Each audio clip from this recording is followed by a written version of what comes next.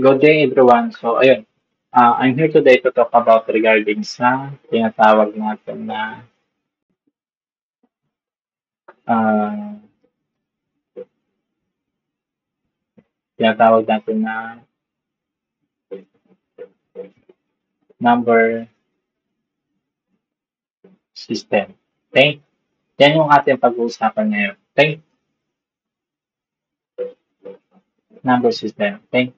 So, what we are going to do is magkukwentuhan lang tayo. Okay? Tamang kwentuhan lang tungkol sa ating mga pagkabata, tungkol sa ating mga childhood. Okay? Kwentuhan lang tayo na i-relate natin sa magiging discussion natin for today. Okay? So, this discussion is not actually a solving problem but an objective type of discussion. Okay? Kasi sa mga exams natin, sa LET, sa civil service, sa mga college entrance exams, OPCAT, PACSET, OSTET, yan. ah Basta mga admission exams or mga aptitude exams, minsan natatanong din yung mga objective types question. Okay? So, objective types question. So, for today, papakilala natin yung number system. Okay? So, to start, di ba ng mga bata tayo, kung natatanda natin, ang madalas na itinuturo sa atin or unang mga itinuturo sa atin is yung um, 1, 2, 3, 4, 5, and so on and so forth. Bumibili pa nga yung mga ate kuya natin ng chart or flashcards or chart, 'di ba? Na mayroong number 1, 2, 3, 4, 5, so on and so forth. Tapos ah pinipinpoint nila, yung sinasabi nila 1, 2, 3, 'di ba? Yan yung ating mga pagkabata. Okay? Hanggang tumanda tayo, lagi natin naririnig yan. Okay? So, ang tawag natin sa number na yan ay counting numbers. Okay? Counting numbers. Okay? So, since lagi natin siya nai-encounter simula pagkamata tayo hanggang tumanda tayo, nagiging natural na sa atin yung mga numbers na yan. Nagiging natural na sa atin. So, another term pa lang ng counting numbers ay natural numbers. Di ba? Natural numbers. Natural numbers. Okay? Natural numbers. Ngayon, siyempre, okay na tayo doon. Alam na natin yan. Kahit nakapilit tayo, alam na natin kung anong number yung nasa chart. Pagkasunod-sunod. 1, 2, 3, 4, 5, so on and so forth. Diba? Nung nag-aral tayo, in-enroll na tayo sa school, nasa grade 3, grade 4 na tayo, na-introduce na sa atin yung zero. Yung 1, 2, 3, 4 nadagdagan ng zero. So, nagkaroon tayo dito na 0, 1, 2, 3, 4, and so on and so forth. Okay? Kapag ka may zero na, ang tawag na natin dyan ay whole number. Whole numbers. Yan. Whole numbers. O, di ba?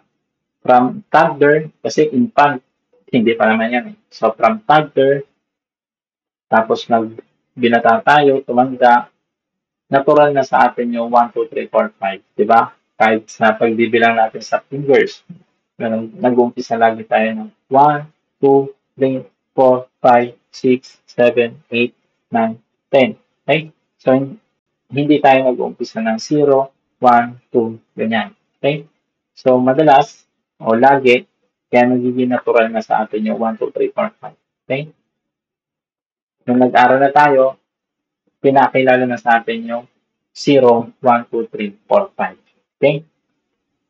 Now, nung nag-aaral tayo elementary, high school, elementary, pinakilala sa atin yung rational number na tinatawag. Rational number na tinatawag. Yan. Dito, sa rational number na tinatawag, pinakilala sa atin yung paggamit ng fraction, pag-convert ng fraction papuntang decimal, decimal papuntang fraction, improper fraction, or mixed fraction, yan. So, pinakilala sa atin yan. Yan yung mga rational number. From the word itself, ratio, pagka sinabi natin ratio, ang kadikit lagi niyan is either divide or fraction. Okay? Pagka sinabi natin ratio or ratio, ang kadikit lagi niyan ay fraction or divide. Okay? So, example natin dito is 1/2, yan, 1/2, 3/4, yan, 0.5, 0.25, 0.75, and so on and so forth. Okay? Pagka sinabi natin rational numbers, ito yung mga numbers na pwedeng i-convert from fraction to decimal to any kind of fraction. Mixed number, improper fraction, yan. Basta kaya siyang i-convert from fraction to decimal or decimal to fraction. Yun yung rational numbers natin. Okay? Now, during high school pa rin, pag-graduate na tayo, patungtong na tayo ng, during elementary pa rin, pag-graduate na tayo ng elementary, patungtong na tayo ng high school, dito na pinakilala sa atin yung paggamit ng integers na tinatawag. Integers na tinatawag. Okay? Ano ba yung integers? Yung integers na tinatawag ay ito yung numbers na nasa number line that is separated by 0. Okay? Ano ba yung number line? Yung number line ay line siya na ang gitna ay 0. Na merong positive side at merong negative side. Okay? A whole numbers that is separated by 0. Na merong positive at negative. So, positive 1, 2, 3, and so on and so forth. Negative 1, negative 2, negative 3, and so on and so forth. Yan yung tinatawag na integers. Okay? Pagka integers, may positive side, may 0, at may negative side. Okay? Yan yung tinatawag natin na integers. Okay? So, habang nag-aaral tayo ng high school, pinakilala sa atin yung tinatawag na irrational numbers. Irrational numbers. Ano ba to? From the word itself, irrational, irratio, hindi nako-convert into fraction. Okay? Hindi nako-convert into fraction. Kumadalas, mga symbols ito. Mga symbols. Kunwari, yung pi. Pi is a symbol. Pi is a symbol. Diba? Kasi, it cannot be expressed in a fraction form. It cannot be expressed in a fraction form. Kaya, naging ganyan ang symbol ng pi. Yan. Okay? Also, meron tayong constant na e. Kung yung pi ay pinaikli ng 3.14, itong e naman is 2.718. Okay? 2.71828, something like that. Okay? Na kapag 3.1415 something, itong pi, hindi pa ito yung exact form ng decimal niya, napakahaba niyan, endless yan. Iba-ibang numbers. At same with E, 2.7, 2.7128 or 2.718 yata. So, yun yung kanyang uh, conversion ng decimal. Pero, sobrang haba pa rin ng numbers na yun na hindi kaya i-convert into single fraction. Okay? Meron din tinatawag na radicals. May mga radicals na hindi na convert into whole numbers. For example, square root of 2, square root of 3, square root of 5, square root of 7. Usually, mga prime numbers yung nasa loob ng radical na hindi na-convert into fraction. Okay?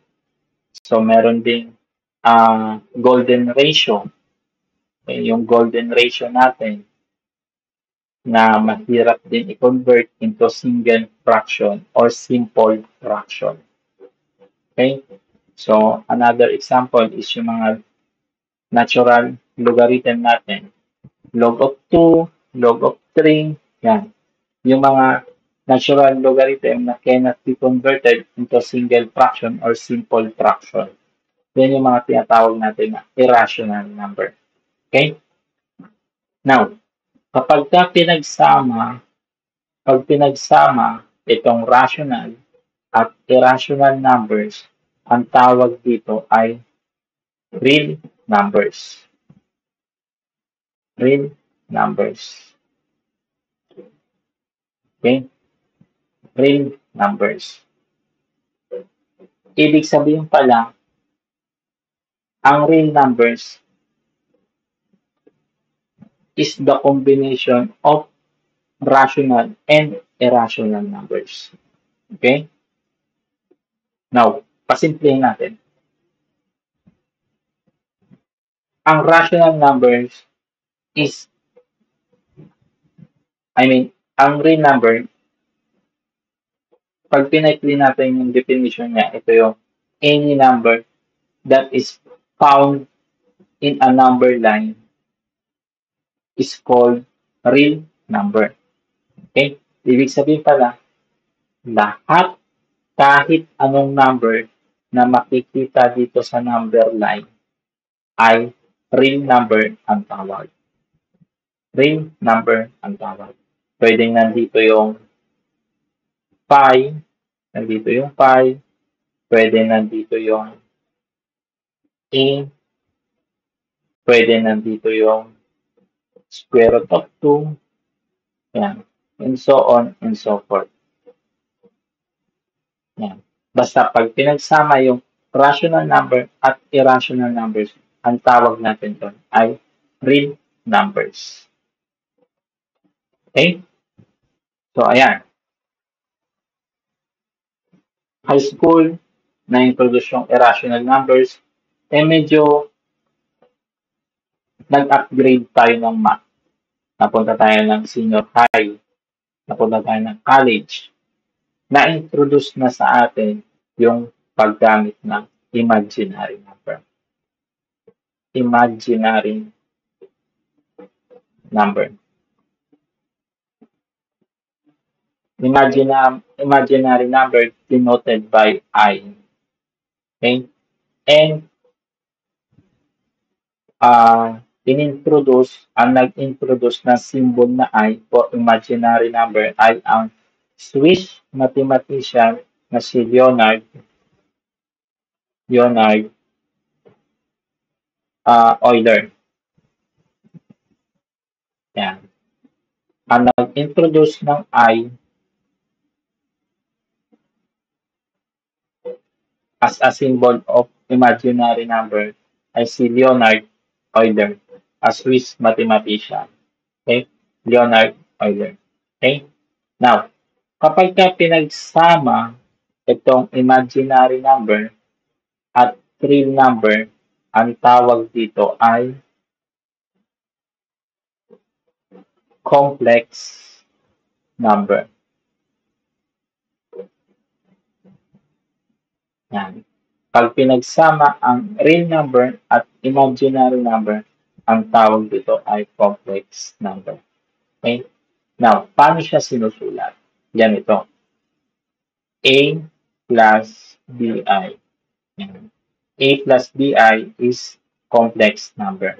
Okay? Ito yung imaginary part. Ito naman yung real number part. Okay? Kapag ka zero ang real number, ang tawag natin doon ay pure imaginary. Okay?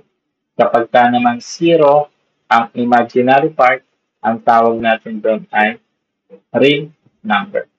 Okay? So, ayan basically yung tinatawag natin na number system. Okay? Ayan basically yung tinatawag natin na number system. Okay? So, if you have clarification, question, or concern, or correction, just let me know. Okay? Mag-message lang kayo sa PRTC Learning Hub Facebook page para makorek kami or magkaroon tayo ng improvement sa ating discussion. Or you may suggest kung ano pa yung mga topic na gusto nating ma-discuss. Okay? So, ayan. Ayan yung ating number system. Next natin, ang next na pag-uusapan natin ay regarding sa rules in equality. Okay? Rules in equality.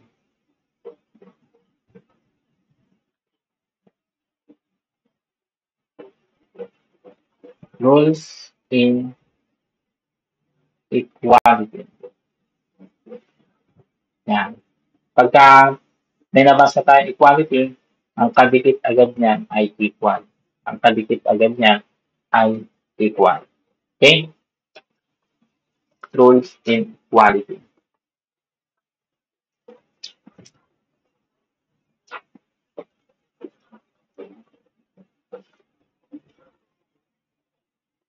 Now, sa rules in sa rules in equality, ang focus natin dito ay yung closure property of addition and closure property of multiplication.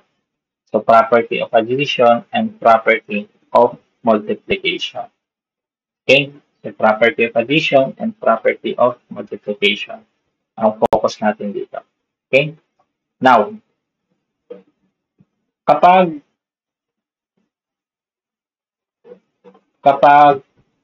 ang dalawang numbers ay pinag-add or basta ang dalawang numbers pag pinag-add or pinagbaliktad tapos inad na hindi nababago yung numbers nila, I mean hindi nababago yung sagot nila, ang tawag natin doon ay commutative property of addition. Same goes pagdating natin kay multiplication. Kapag ka pinag-multiply sila, tapos binaliktad, tapos pinag-multiply pa rin, na hindi nababago yung numbers, hindi nababago yung sagot nila, ang tawag natin doon ay commutative property of multiplication. Okay? So, commutative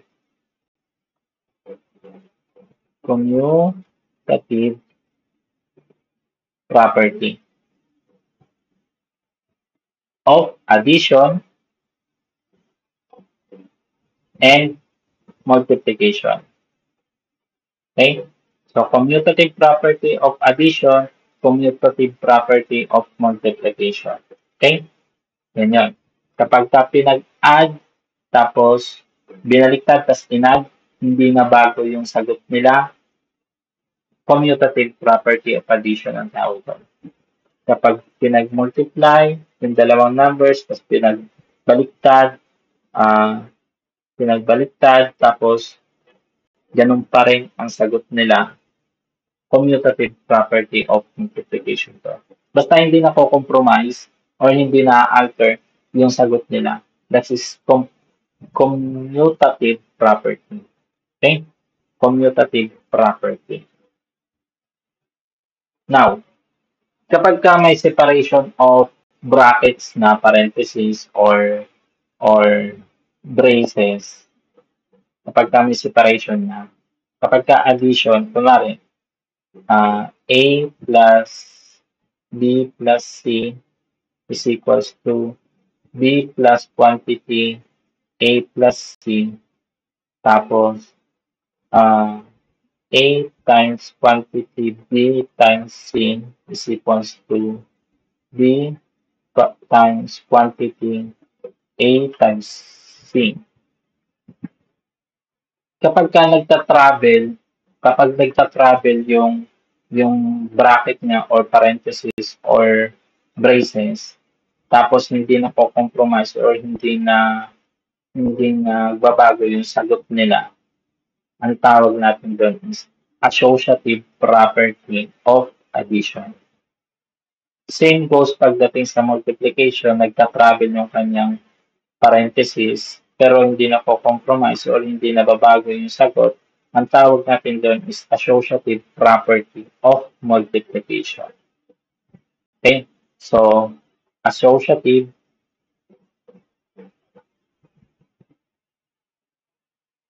property. Okay? Tandaan nyo lang na kapag commutative, kahit pagbalik rin sila, ganun pa rin ang numbers. Okay? Kapag associative, nagta-travel yung kanyang braces, parentheses, or kung ano man yung separation na ginamit sa kanila na hindi na compromise or nababago yung number. Ang tawag doon is associative property of inequality or equality. Okay? Ito yung common property of equality. Yan. Ito yung common property of equality. Marami kasing nalilito sa dalawa. Yan yung common property of equality. Next is yung tinatawag natin na distributive property. Yung distributive property is only applies to multiplication. Okay? Distributive property. How it works? Simple lang. From the word itself, distribute, parang ganito. A, quantity A at B plus C is equals to AB plus AC. Ito yung tinatawag natin na distributive property. Distributive property. Or, pwede rin naman, kasi ganyan yun eh. Pwede rin naman quantity B plus A times C is equals to is equals to BC plus AC. Yan. Basta ang bottom line lagi sa lahat ng equality, yung hindi nababago yung kanilang sagot. Okay? Tandaan nyo lang, sa associative, ang pinag-uusapan dito is yung pag-travel ng parenthesis. Okay? Sa associative, ang pinag-uusapan dito is yung pag-travel ng parenthesis. Sa distributive naman, ang pinag-uusapan dito is yung pag-travel ng common factors nila. Okay? Pagpasok ng common factors nila. Okay?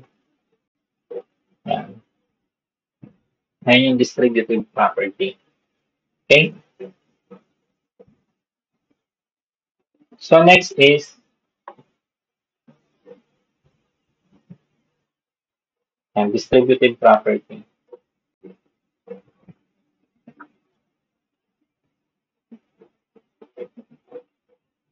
Next is yung tinatawag natin na identity property. Identity property. Okay, identity property. pagka sinabi natin identity property, kahit anong numbers na inad mo doon sa element na yon or doon sa identity element na yon is ang makukuha ng sagot is yung original number pa rin. Okay? For example, a number a number is nag-add ako ng 0 is a number pa rin. Di ba? A number is multiplied by 1 is a number pa rin. Di ba? Itong 0 at 1, yan, 0 at 1, ang tawag natin dyan ay identity element.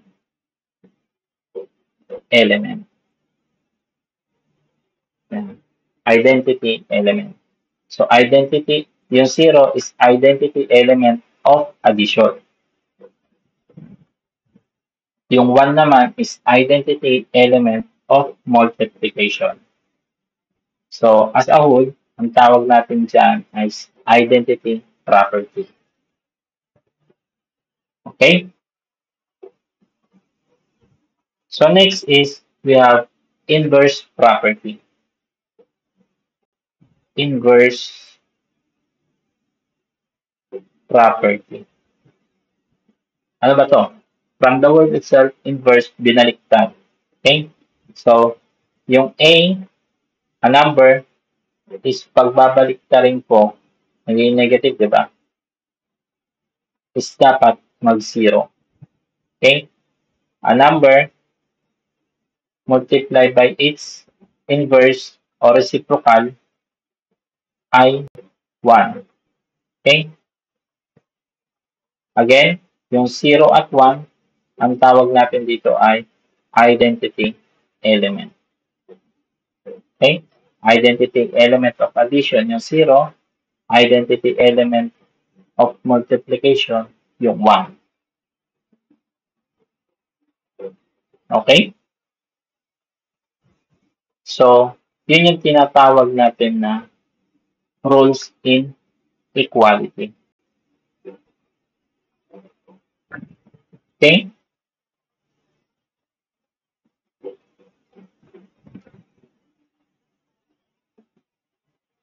Next natin is yung tinatawag natin na law of exponent. Laws of exponent. Laws of exponents. So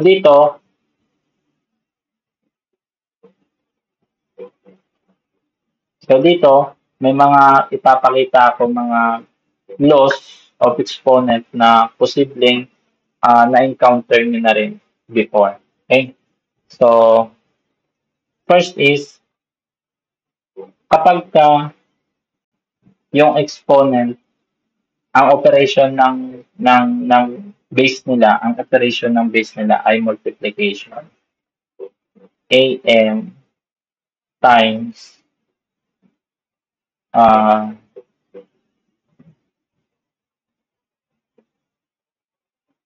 times AN, basta magkaparehas yung base nila, tapos multiplication. Ang gagawin nyo sa exponent ay ipag-a-add nyo lang.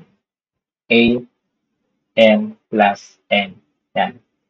Basta parehas yung base nila, tapos multiplication kaya, ang gagawin nila sa base nila, ay sa exponent nila, is ipag-a-add nyo. So, kokopyahin nyo lang yung base nila, kasi common base sila, kokopyahin nyo lang, tapos yung exponent is ipag-a-add nyo lang. Okay? Yun yung tinatawag natin na common base. Okay? Now, kapag ka naman meron tayong common base pa rin na na-divide, for example, a raised to n divide by a raised to n, ang gagawin natin is kukopyahin natin yung base nila kasi common, kailangan common base. Tapos ipagma-minus natin yung exponent nila. And minus n. Okay? Yan yun. Ayan yun. Ipagma-minus. Kapag ang pinag-usapan natin dito is common base. Okay? Dapat common base sila. Parehas yung base nila. Okay? So kapag multiply, ipag-add nyo lang yung exponent. Kapag divide, ipagma-minus nyo yung exponent. Okay? Now, kapag naman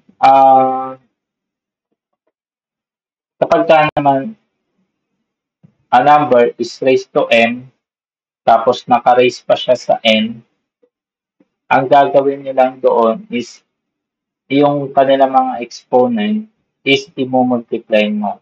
Okay? Multiply mo.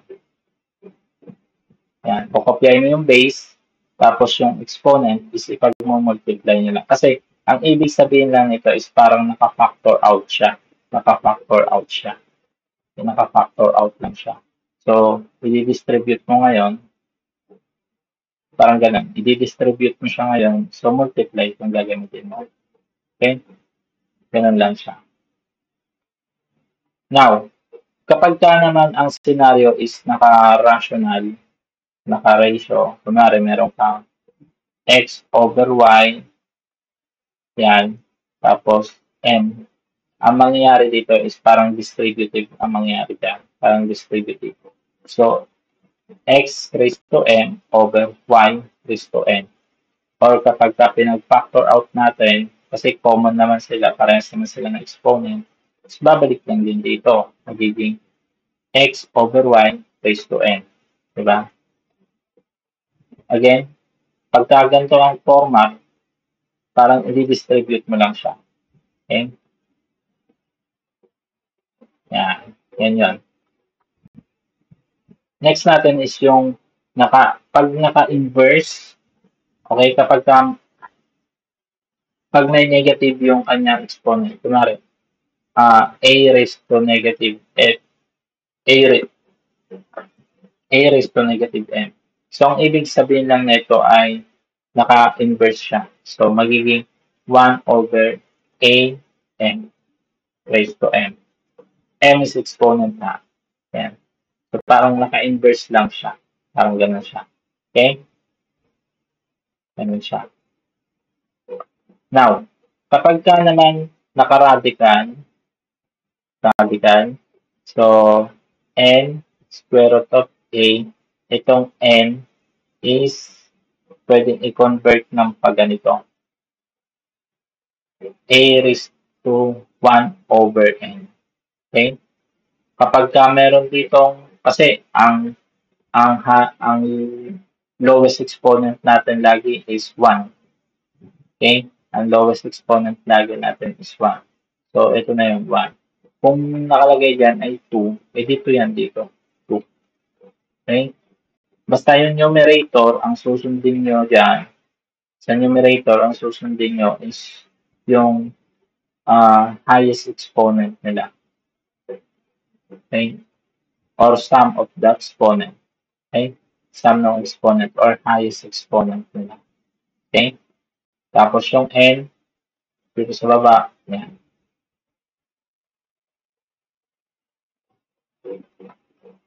Okay? So, meron naman tayong a raised to 0 is equals to 1. Any number that is raised to 0 is 1, except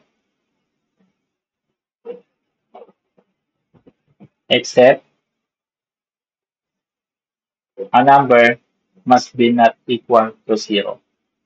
Okay? Kasi kapag 0 raised to 0, ang tawag natin dyan is indeterminate. Indeterminate number. Okay? Kasama ang 0 raised to 0 sa indeterminate numbers. Okay? Yan yung law of exponent natin na tinatawag. Okay? Yan yan. So, yan lang muna for today and I hope may natutunan kayo, may na-refresh sa inyo. And if you have more questions, clarification, and suggestion, just send us a message via PRTC Learning Hub page. Okay? Ah, screenshot nyo yung kapag ka may correction kayo, screenshot nyo yung correction and send us send us sa Facebook natin. Okay? And you may suggest a topic na pwede nating i-discuss. Okay? Para magkaroon tayo ng marami pang content. Okay? So for now, yan lang muna. And once again, this is Kevin Pura from PRTC Learning Hub. Thank you so much.